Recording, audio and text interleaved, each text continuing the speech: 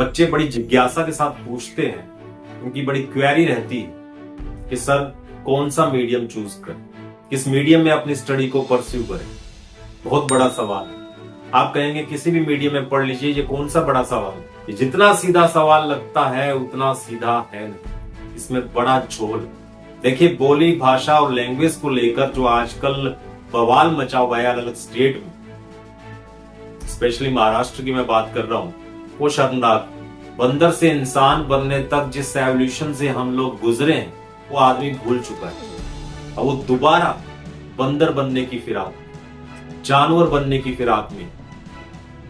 खैर, ये तो दूसरा मुद्दा हो गया। वापस मुद्दे की बात करते हैं। बच्चों की क्वेरी ये है कि जब हम सीनियर क्लास में हो जाते हैं, बोर्ड क्लास में आ जाते हैं, तो किस मीडियम में अपनी स्टडी कंप्लीट करें, किस मीडियम में पढ़ें।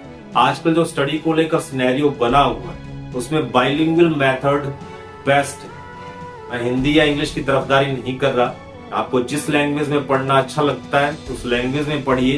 लेकिन अगर मैं नॉर्थ इंडिया की बात करूं, अपने एरिया की बात करूं, तो वहां बाइलिंगुअल में पढ़ना एक अच्छा तरीका है, आपके कॉन्सेप्ट अच्छे से क्लियर हो जाते हैं। फिर भी यहाँ हिंदी मीडियम की अगर मैं बात करूं तो हिंदी मीडियम के बच्चों के लिए बहुत बड़ी प्रॉब्लम, हिंदी मीडियम के बच्चों के साथ बड़ा खिलवाड़ किया जा रहा है।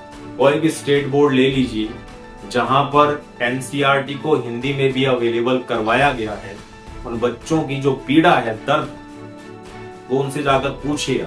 आपको एक चैलेंज देता हूं, हिंदी मीडियम की एनसीईआरटी की कोई भी एक लाइन, कोई भी एक स्टेटमेंट, एक सेंटेंस पूरा पढ़ लीजिए और उसका मीनिंग मुझे आकर बता दीजिए। मैं मान जाऊंगा कि आपने हिंदी मीडियम की एनसीईआरटी सीख ली। हो ही नहीं सकता ये।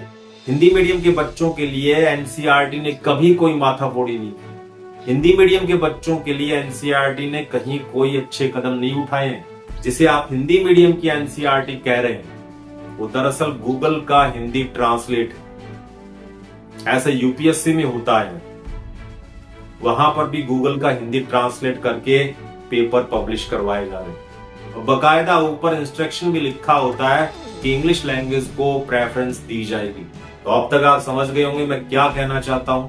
अगर आप मैट्रिक पास हैं, 11th क्लास में हो चुके हैं, एनसीईआरटी आपको पढ़नी है, चाहे आप हिंदी मीडियम के हो चाहे आप इंग्लिश मीडियम के हो, बाइलिंगुअल पढ़ना सीख लीजिए, आगे तक काम आएगा। तो टेक्निकल शब्द होते हैं जैसे बायो, केमिस्ट्री, फिजिक्स, कंप्यूटर, इन्हें बहुत सारे टेक्निकल वर्ड आते हैं, उनको एज इट इज पढ़ना, लिखना और प्रोनाउंशिएट करना सीखिए।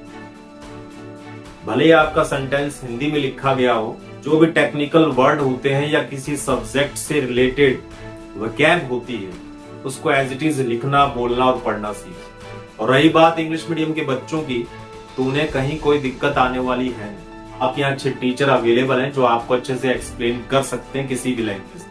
फिर भी मैं कहूंगा कि अपने एरिया के लिए बाइलिंगुअल मेथड एक अच्छा तरीका है पढ़ने, पढ़ाने और सीखने का।